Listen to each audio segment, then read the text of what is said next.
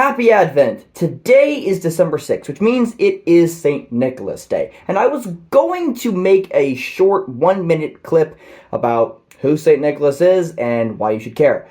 But, there was just something that was bothering me that I couldn't shake, and so I sat down and did my research thing. I didn't do a whole lot of research this time, but I did enough that it wasn't going to fit into a 1-minute video. So, here we go. My big question for today is not who St. Nicholas is, but how do we know who St. Nicholas is, and what do we know about him, and how sure can we be about the things we believe about St. Nicholas? So if you need a quick refresher on St. Nicholas, here's what basically everybody agrees on. Nicholas was born to wealthy Greek parents in the 4th century who died during an epidemic, and then he went on to become the Bishop of Myra and be a very well-respected and loved pastor. There are many stories and legends that are attributed to St. Nicholas that he would have done both during his life and after he died. Long story.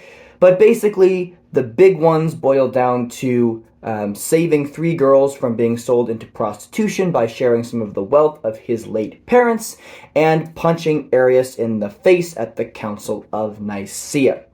Also, some other legends about, saving people and raising the dead and all sorts of stuff like that. But how do we know this about St. Nicholas, and how sure can we be about it? So, to go through the timeline, Nicholas lives in the 4th century. This is the same time that the Council of Nicaea meets, 325, so that all lines up just fine.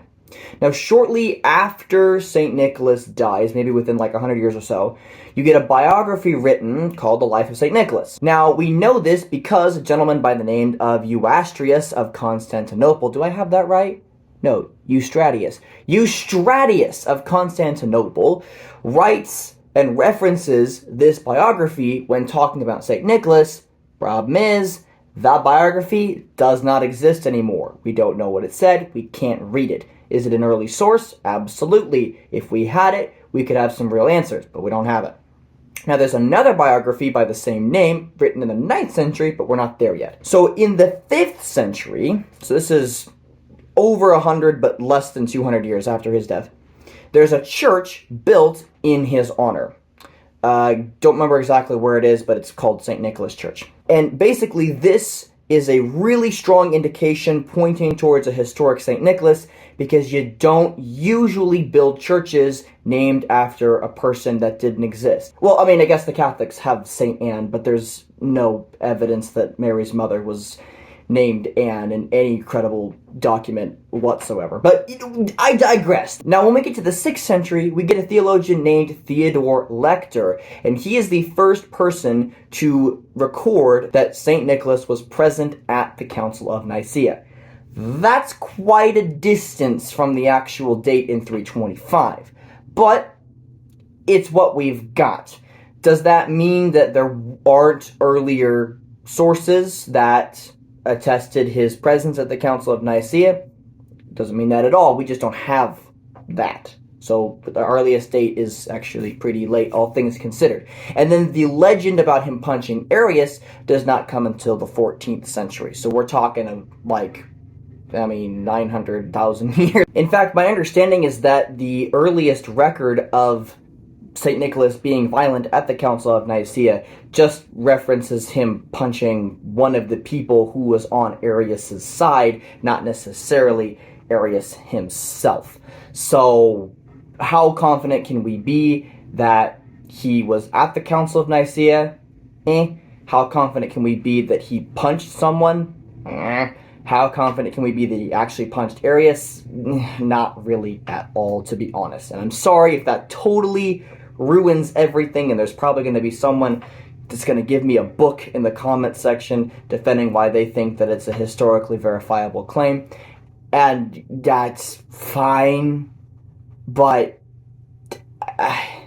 you have to at least admit that the evidence is sketch, I think. I think that's fair to say. But anyway, we finally come to the 9th century, where you get the other biography by the name of The Life of St. Nicholas, written by Michael, and I'm going to get this wrong, Archimandrite? Michael Archimandrite. That's what we're going with. Okay.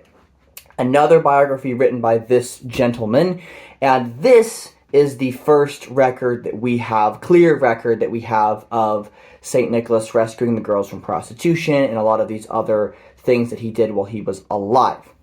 Now, the thing is about the life of St. Nicholas, written by our friend Michael here, is that it has the characteristics of citing other older oral traditions, perhaps even older written traditions. So even though it has a late date, it doesn't mean that everything in it was necessarily composed or originally from the 9th century. So is it possible that St. Nicholas did a lot of these things? I mean, yeah. I mean, stories don't come from nowhere. He obviously garnered a lot of respect very early on, and it totally makes sense that he would have been a very generous person, because generous people are, at least theoretically, well loved.